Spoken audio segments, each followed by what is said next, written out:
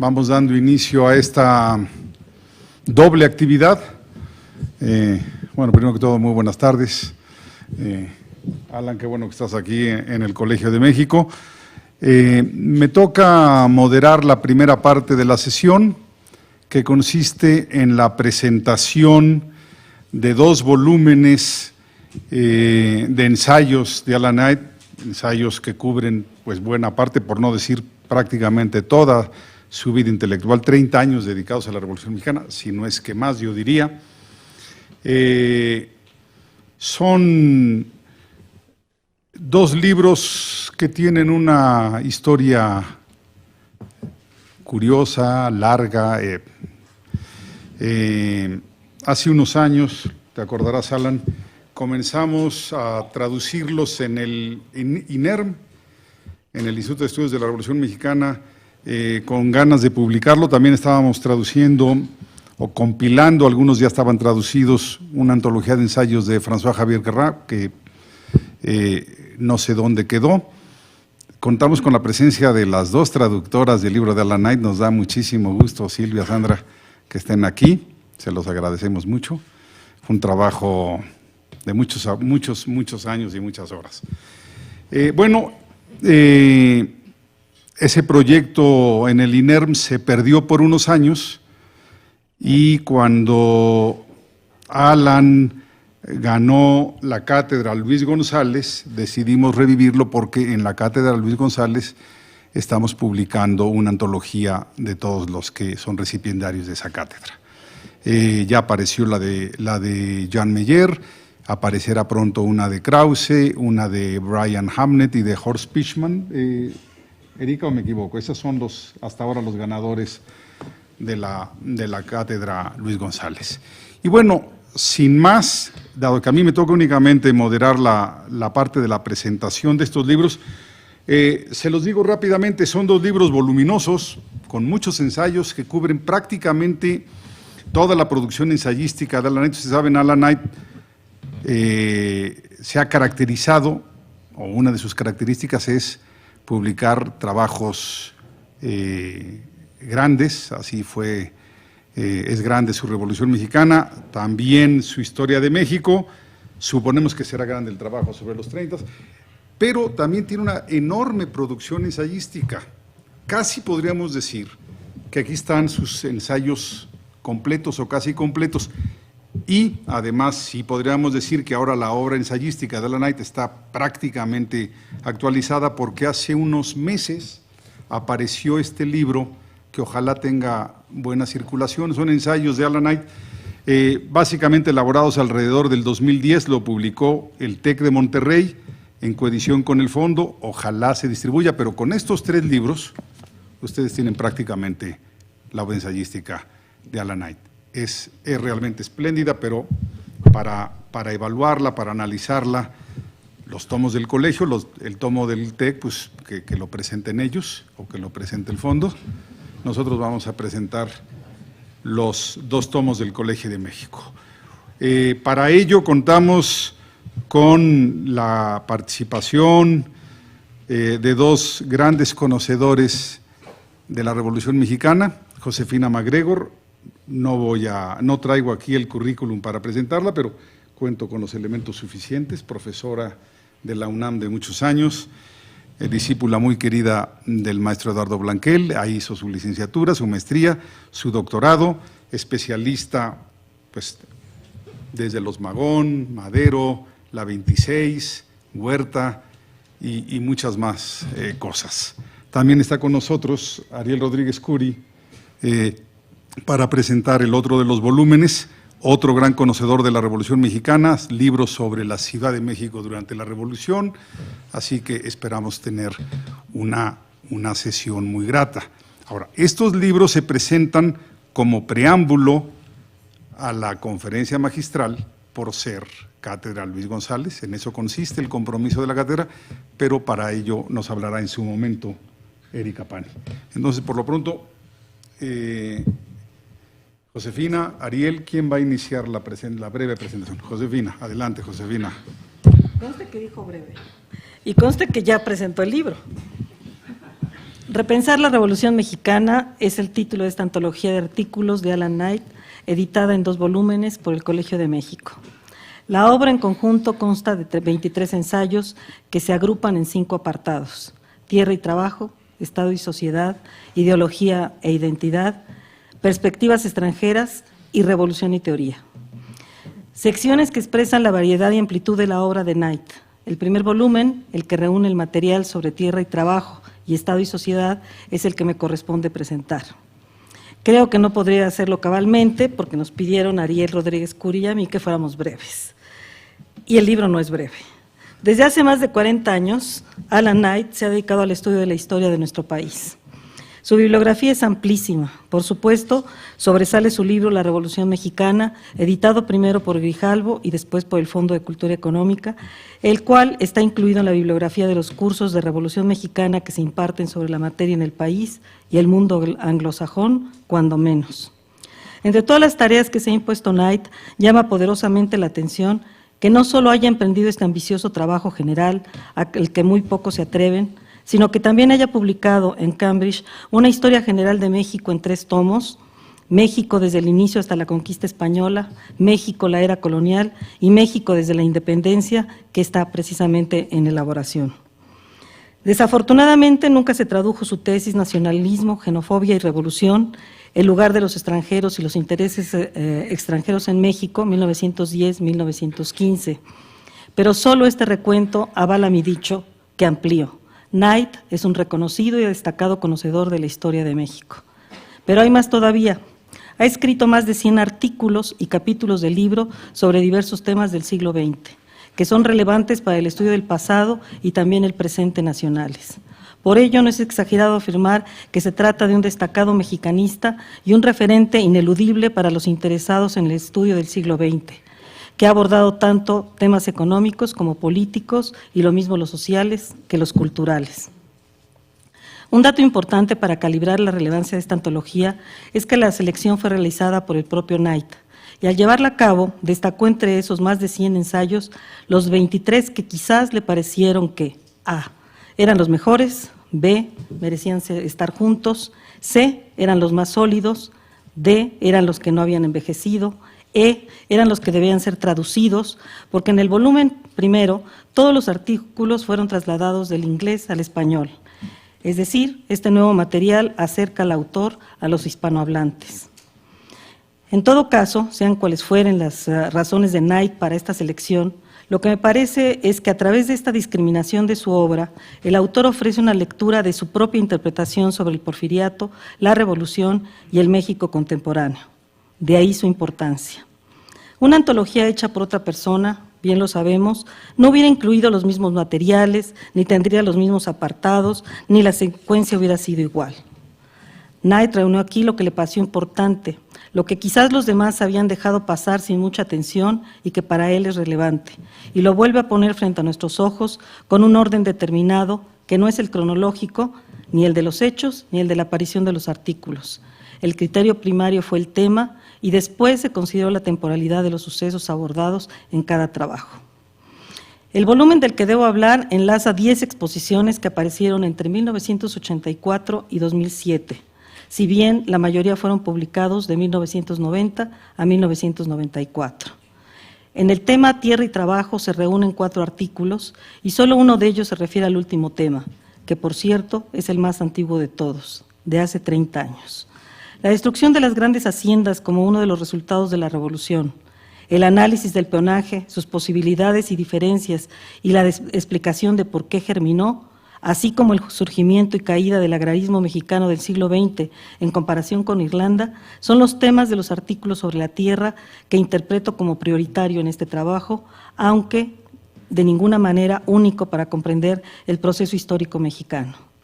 El tema del trabajo se refiere específicamente a la participación de la clase trabajadora en el proceso revolucionario, escasa desde la perspectiva del autor, pero que dio como resultado que se convirtiera en aliada dependiente del Estado y que éste se viera obligado a hacer concesiones a los trabajadores. Los otros 6 ensayos que se cobijan bajo el rubro de Estado y sociedad se refieren a diferentes asuntos. Uno alude a la confrontación del proyecto revolucionario con las ideas populares más arraigadas, entre otras la religiosa, lo que él llama la dicotomía cultural, gran tradición, pequeña tradición, en la que observa una brecha externa, pero también fisuras internas. En otro de estos artículos, Knight analiza el proyecto cultural revolucionario y los elementos atractivos para los diseñadores de políticas para medir el éxito de dicho proyecto como motor del cambio social. Y un tercero se refiere a los acuerdos políticos de las élites en la fase crítica de 1928 a 1929 con el propósito de resaltar la utilidad del concepto de élite para los historiadores.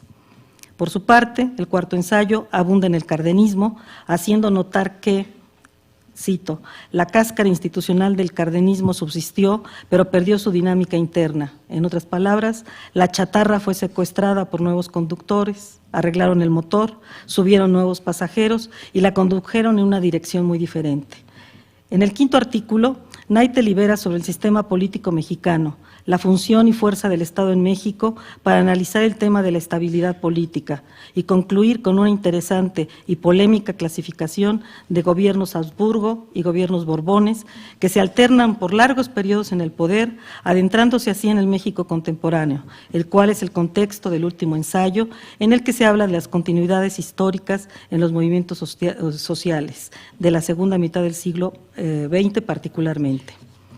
En cada artículo, todos ellos largos, aproximadamente de 50 páginas y aún más, el autor hace una revisión amplia, detenida y muy crítica de la bibliografía secundaria sobre el tema para fijar sus objetivos y plantear sus hipótesis. Posteriormente, desarrolla el tema argumentando lógicamente sus apreciaciones con el apoyo de los estudios ya realizados e incluyendo fuentes primarias para reforzar sus afirmaciones. Generalmente cierra con algunas conclusiones. Solo para dar una idea del material empleado, cabe señalar que cada ensayo va acompañado por una bibliografía que llena de 6 a 10 páginas, cada uno de ellos.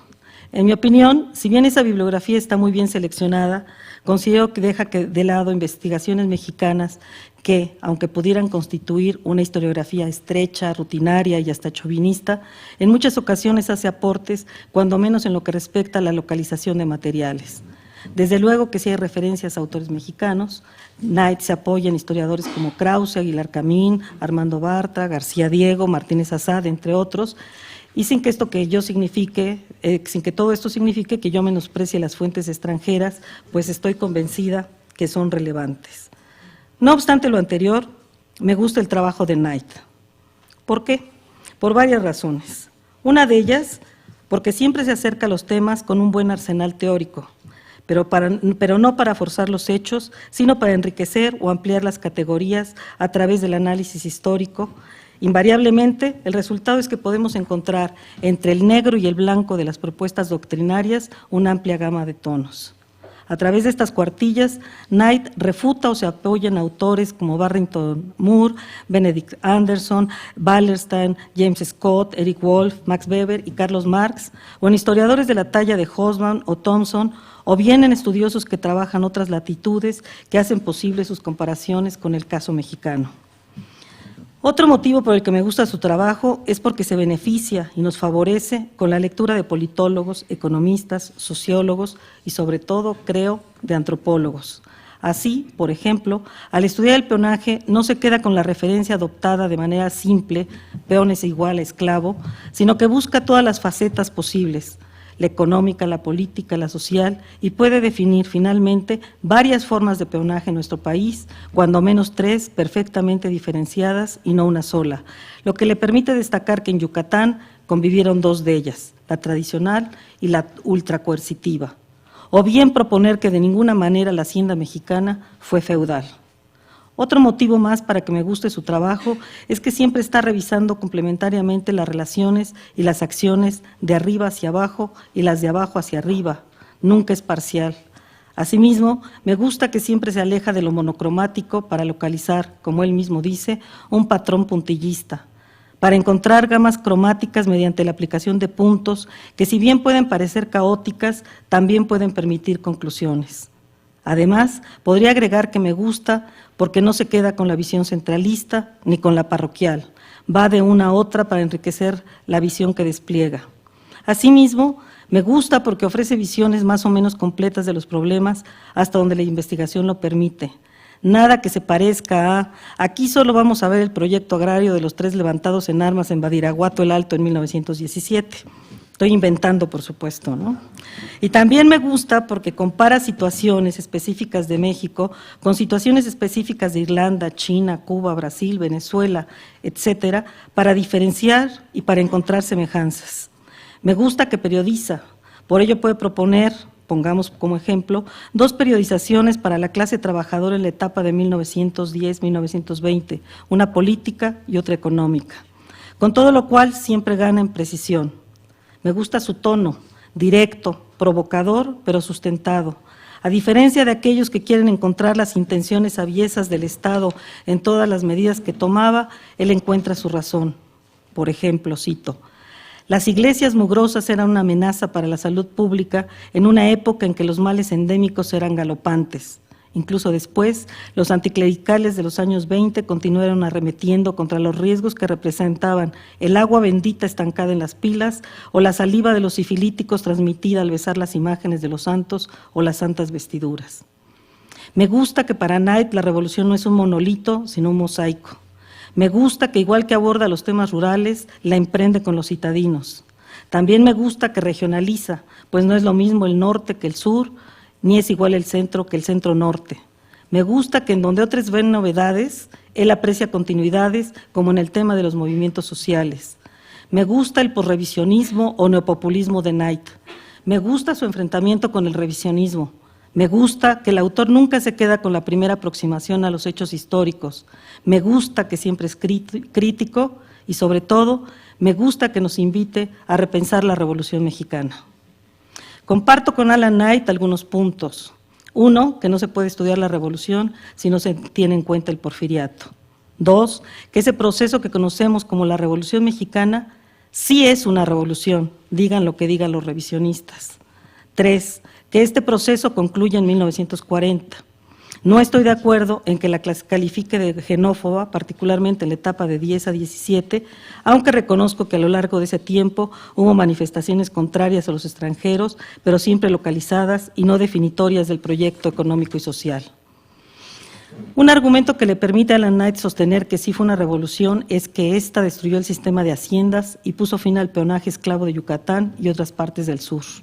Nos dice, para los estándares latinoamericanos, la reforma agraria mexicana fue pionera, general y radical.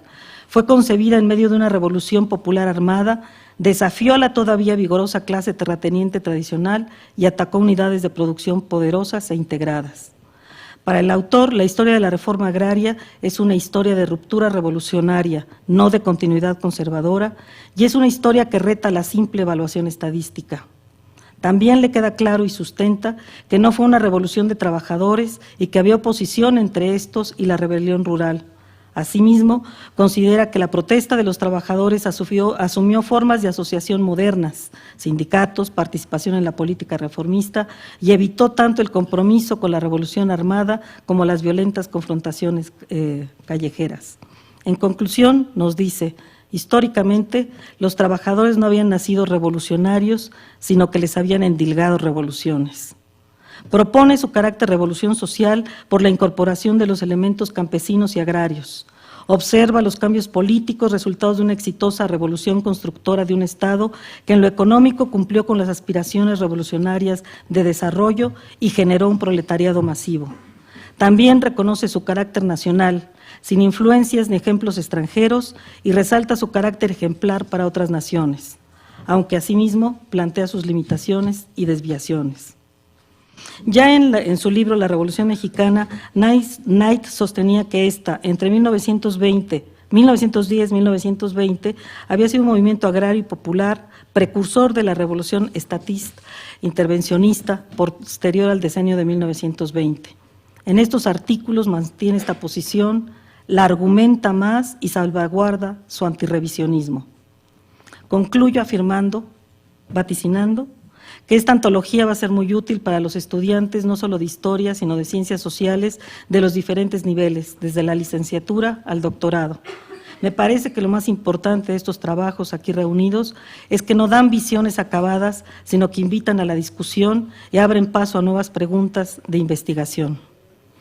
Knight explica en el prólogo de esta antología, que es directo y fuerte como lo es personalmente, que su decisión de estudiar América Latina y dentro de ella México fue totalmente coyuntural y no tiene nada que ver con la grandiosidad de una historia que cautiva o con el hecho de creer que nuestro país es espectacular o México, como a algunos mexicanos les hubiera gustado escuchar. En las postrimerías de los años 60, a raíz de la Revolución Cubana, fue importante para el gobierno británico estudiar los movimientos revolucionarios latinoamericanos y promovió programas, becas, puestos. Ahora esta historia ya no es relevante y el propio autor denuncia que su plaza ha sido congelada a partir de su reciente jubilación.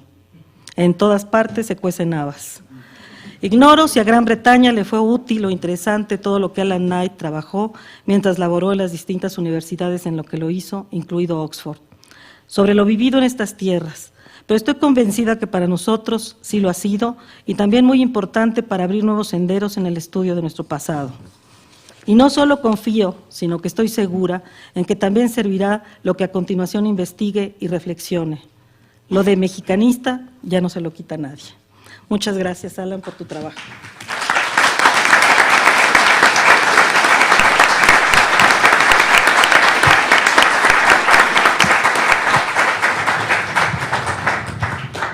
Pues yo no sé a ustedes, pero a mí, como ella dice, me gusta cómo presenta libros Josefina MacGregor. Ariel, por favor. Bueno, pues muchas gracias por la invitación para presentar en lo que a mí toca el volumen número 2 de esta compilación que ha publicado el Colegio de México, que yo diría, antes de entrar en algunos aspectos que me gustaría tocar, diría que tiene una doble importancia. Por una parte, porque va a poner al alcance de muchas más personas una historiografía siempre provocativa, siempre subversiva, incluso para respecto a algunos estereotipos que se tienen sobre la Revolución Mexicana y la posrevolución. Y en ese sentido yo creo que los alcances de la traducción van a ser importantes en términos docentes. Debo decir, sin que yo sea ni muchísimo menos un especialista ni en una lengua ni en la manera que se traduce, que la versión en español es muy legible, muy suave. Me gustaba pensar cuando estaba leyendo el segundo volumen, sobre todo, que dado que yo conocía algunos de los textos en inglés, habíamos pasado como de una prosa jacobina, llena de cláusulas explicativas, por ejemplo, que es en inglés, es decir, de barricadas, a una termidoriana, ¿no?, que se va más suave y que yo no sé si fue una casualidad o una seña de las traductoras, pero esto es fundamental porque realmente, a pesar de que tiene 720 páginas el volumen 2, atrapa y se va uno de largo en estas disquisiciones del profesor Knight. Empiezo entonces. De esa obra excepcional que es la Revolución Mexicana, momento fundamental en la historiografía del tema mexicano, Alan Knight ha desgranado por más de 2 décadas preocupaciones y asuntos o bien subordinados a aquella obra o que se proyectan aún más allá interpretativo y analítico de la historia contemporánea de México.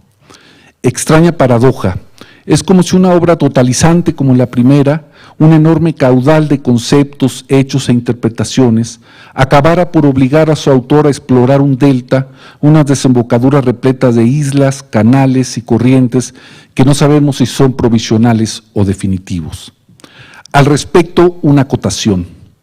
Me ha tocado en suerte presentar el volumen segundo de la compilación de artículos y capítulos que lleva por título Repensar la Revolución Mexicana. Naturalmente, el autor está repensando la Revolución Mexicana porque él ya la pensó y la pensaron otros muchos. Más preciso sería, creo yo, y en homenaje a algunos textos sobre los grandes quiebres y continuidades de la historia moderna, sobre todo en la tradición británica, la idea de estudios sobre la Revolución Mexicana. Digo estudios porque tal sustantivo sería una manera de reconocer la capacidad monográfica de Knight, que de cierto es notable.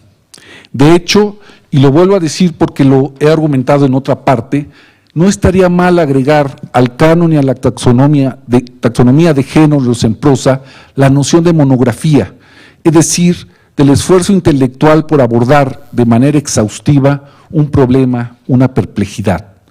La monografía reconoce siempre las aportaciones de otros, las toma en serio, las presenta en buena fe para refutarlas, aceptarlas o matizarlas. En este sentido, Knight lleva la monografía, al menos la de tema mexicano, a sus límites, y este par de volúmenes son un ejemplo muy importante. Y digo estudios, además, porque sus textos reunidos no son ensayos en el sentido que tiene el vocablo en lengua española. No estamos en realidad ante una interpretación más o menos libre de una cosa material o intelectual. Los textos reunidos que hoy presentamos son estudios porque se sujetan a la tesis materialista por excelencia, es decir, que hay algo allá afuera que merece describirse y comprenderse. Ello no obsta, sino que exige operar con reglas y observatorios reconocibles. Habló Josefina, por ejemplo, sobre la gran tradición y pequeña tradición, que tiene que ver también con paradigmas de conocimiento, lo cual me parece muy importante, y no solamente paradigmas historiográficos, en el caso de Alan Knight, sino también paradigmas tomados, administrados y adaptados desde las ciencias sociales y para la escritura de la historia.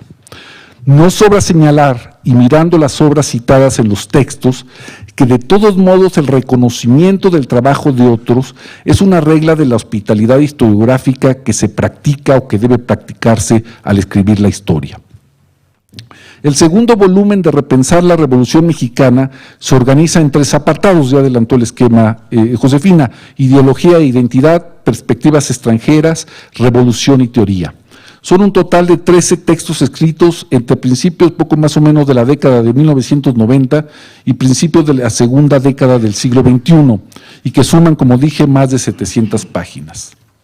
Un elemento principalísimo que caracteriza el volumen, seguramente la compilación, pero también en general la obra de Alan Knight, es el recurso a la comparación.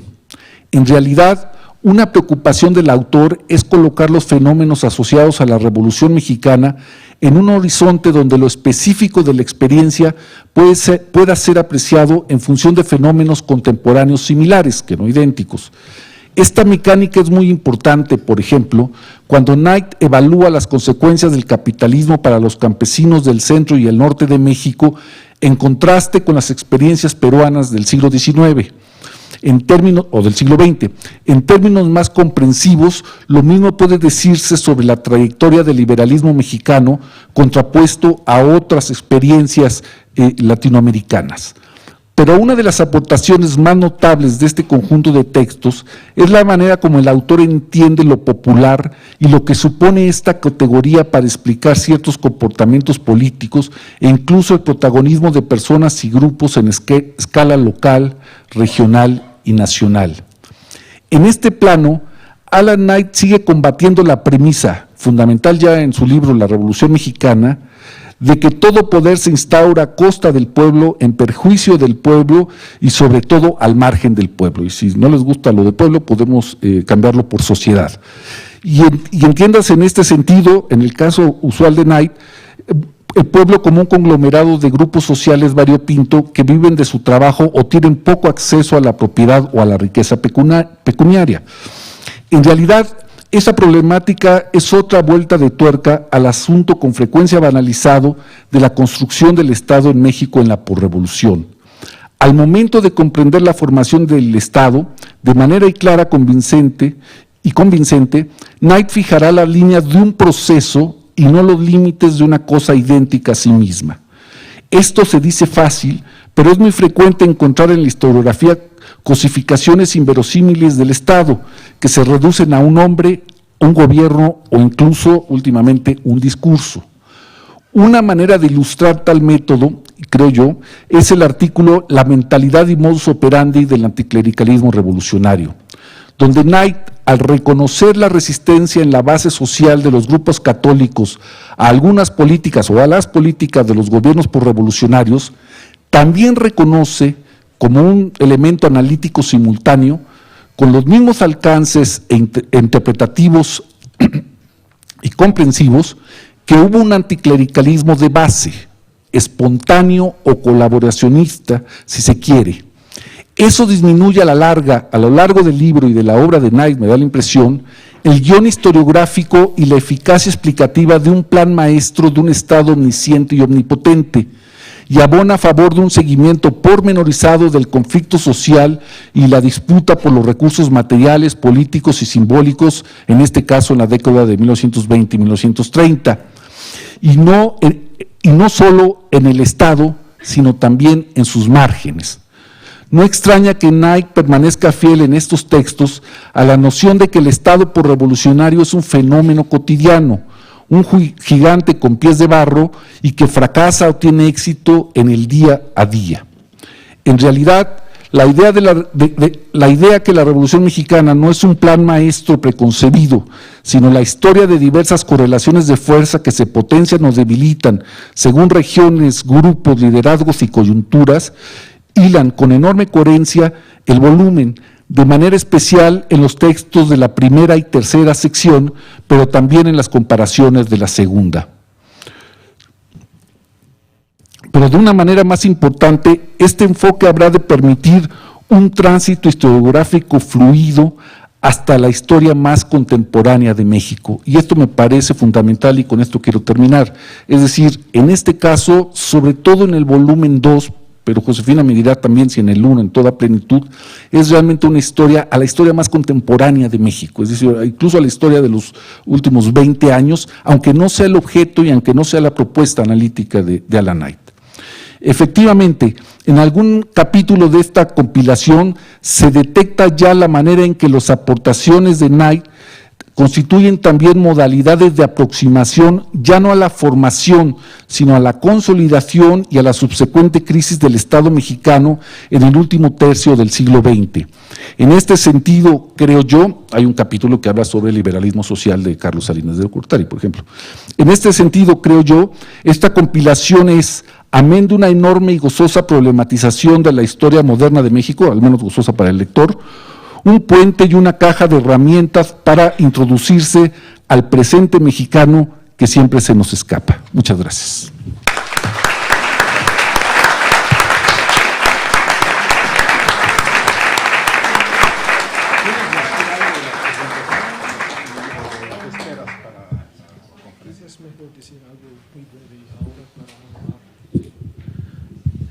Muchas gracias, gracias por venir. Voy a ser muy breve, voy a dar una charla un poco después. Quiero entonces ahorrar mis esfuerzos y no aburrir a ustedes que van a quedar para la charla. Después hay un brindis de honor para los que pueden quedar hasta las 7:15.